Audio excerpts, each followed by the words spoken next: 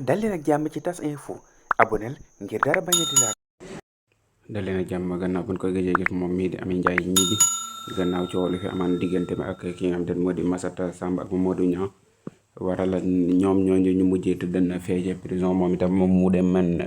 toogi ji ba ni mu amee daal di doom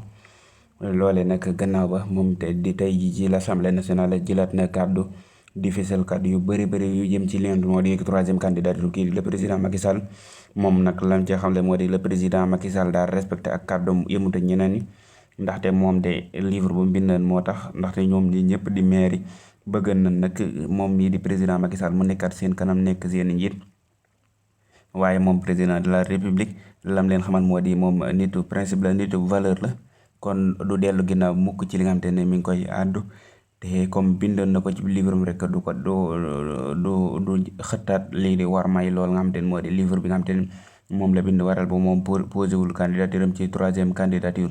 naka noonu dalaat na ci ñeneen ñoo xam te ne ñu ngi def ay yëf moo di violence yi nga xam te ne mi ngi am ay kàddu yoo xam te ne nee na fësal nañ ko ci ginnaawam muy kàddu yoo xam te ne dana ko ay sos la moom nee na maire buy sosalaate nee na am na ci maire boo xam te ne day sosalaate nekk loo xam te ne lu doy waar leneen lam ca dolli moo di ni ci ni ñi nga xam te ne ñoo di violence verbale yi fi am waxaalewul jamono yi violence physique bi ak sax bi nga xam te ne am na ba ni li nga xam te ne moom la ko def moom it waaye violence verbale boo xam te ni bu doy waar la